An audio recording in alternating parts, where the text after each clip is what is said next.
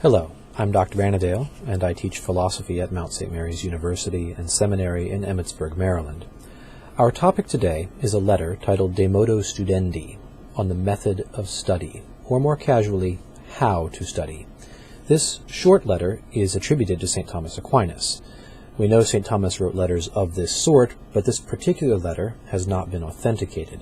It is similar, however, in length, tone, and content to his other letters, so it is plausible that he wrote it. Although the letter's advice is addressed to a 13th century monk, it is well worth considering today. I will read the letter and then offer my comments on it. I will be adding numbers to Thomas's points of advice, though there are no numbers that appear in the text. Let's begin. Brother John, most dear to me in Christ, since you have asked me how to set about to acquire the treasure of knowledge, this is my advice to you concerning it.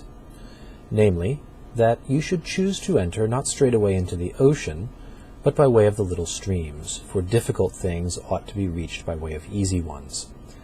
The following, therefore, is my advice to you concerning your way of living. 1. I urge you to hesitate before speaking, and to hesitate before visiting the common room. 2. Hold fast to the cleanness of your conscience. 3. Do not cease from devoting time to prayer. 4. Love your cell by making constant use of it, if you want to be admitted to the wine cellar. 5. Show yourself to be lovable to everybody, or at least try to do so, but be very familiar with nobody, for too much familiarity breeds contempt and introduces factors which retard study. 6. Do not in any way get yourself involved in the doings and sayings of outsiders. 7. Avoid aimless meandering above all things. 8. Do not fail to follow in the footsteps of saints and of sound men. 9. Do not heed by whom a thing is said, but rather commit to your memory what is said. 10. What you read, set about to understand, verifying what is doubtful. 11. Strive to put whatever you can into the cupboard of your mind, as though you were wanting to fill a vessel to the brim. 12. Seek not the things that are too high for thee. Follow in the footsteps of blessed Dominic, who, while he yet had life for his fellow traveller, brought forth and produced foliage, blossom, and fruit both serviceable and astonishing, in the vineyard of the Lord of hosts. If you shall have followed these steps, you will be able to attain to whatever you have a mind. Farewell. That's the letter. Now my commentary. I break the letter down into 3 parts: the introduction, the advice, and the conclusion. Now, the introduction greets John and gives the occasion of the current letter. From it, we know at least 3 things. We know that Thomas is writing to Brother John, who is most likely another Dominican monk.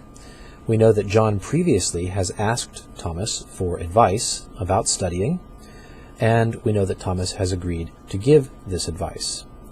Here in this section we also find Thomas's initial response, a piece of general advice about study and about many other things besides, namely, go slow.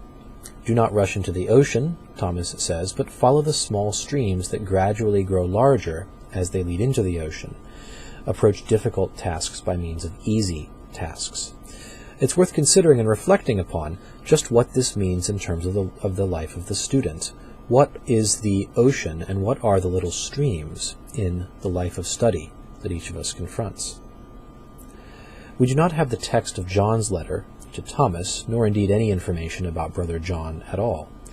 But I suspect that John's letter to Thomas was full of enthusiasm, and that Thomas correctly diagnosed a dangerous haste in his brother's attitude.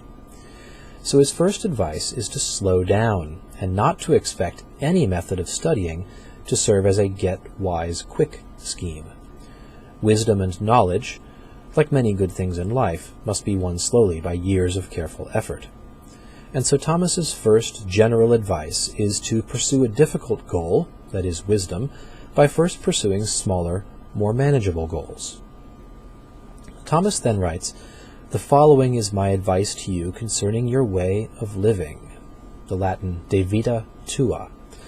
Thomas offers concrete advice, but advice specifically about how to live, and not just about how to study. As we shall see, studying well depends on living well. John cannot hope to become wise if he is not managing the rest of his life properly. The next part of the letter gives 12 specific points of advice for Brother John. Now, this letter is about how to acquire knowledge, but not all of the advice deals with study methods. If we look at them, we find that points 1 through 8 are all basic life advice, which Thomas promised above. He called this, remember, he said, "My advice to you concerning your way of living." Much of this is advice that a young monk might easily hear from his novice master. Things like pray, keep to your cell, do not become too friendly with just one person. I think this is an important insight of Thomas's, that about 2/3 of the success of a student is based upon living a good life outside of the classroom, outside of the library. That is to say, if Brother John wrote to Thomas expecting that there's some one way of reading or memorizing or writing that will facilitate his studying and his becoming wise, what he really should be paying attention to is the way he lives out his vocation outside of the classroom. Make sure that he has his conscience clean. Make sure that he is imitating people who are better than himself, studying the lives of saints and sound men. So it's only points 9 through 12 in which we see what we might recognize as specific advice about how to study methods. So what is this 1/3 of Thomas's advice? Well, point 9 urges John to pay attention not just to the speaker, but to the content of what the speaker says. That is the message, not the messenger. And now if, as I suspect, John wrote to Thomas eagerly seeking a fast track to wisdom, then this is Thomas's way of reminding him not to value a teacher more than the truth of what is taught. He might be telling John, do not study what Master Thomas says because Master Thomas says it. Study it because it is true. Thomas is warning John against what we would call celebrity worship. The teachings of a great or holy man do not become worth studying just because they are the thoughts of this particular man. If they are true, they would be worth studying even if the teacher were poor, obscure, and widely despised. I might think of Socrates in this regard. Do not mind who says a thing. Instead, pay attention to what is said. If it is true, learn it. If it is false, criticize it. Truth is no respecter of persons. Point 10 recommends that John do 3 things: that he read, that he understand what he has read, and that he verify anything that is doubtful in what he has read and understood. It is not enough merely to pass your eyes over a text or to spend time in the physical act of reading each word. John must make an effort to understand the meaning of what he reads or hears, and after he has understood it, then he must take steps to evaluate and verify whatever he finds doubtful or uncertain. That is to say, he has to read actively, he has to understand, and then he has to critique. Much like point 9, this is a warning against trusting too much in authority. The student should not uncritically believe whatever the teacher says. He should make further inquiries as necessary until he is sure that what he has been taught is the truth. Point 11 encourages John to fill his mind up to the fullest, as though filling a vessel all the way to the brim or stuffing a cupboard. And I think this is good advice in the sense that there's no point in trying to become just 80% as wise or as good as you can be. If you're in the knowledge business to become wise, to acquire some kind of treasure, you want to do it to the maximum possible degree. So it's important not to hold back in the life of study, I think Thomas is saying. Commit yourself entirely to it and go all in. Point 12 is a frequently cited verse from the Old Testament, "Seek not things that are too high for thee."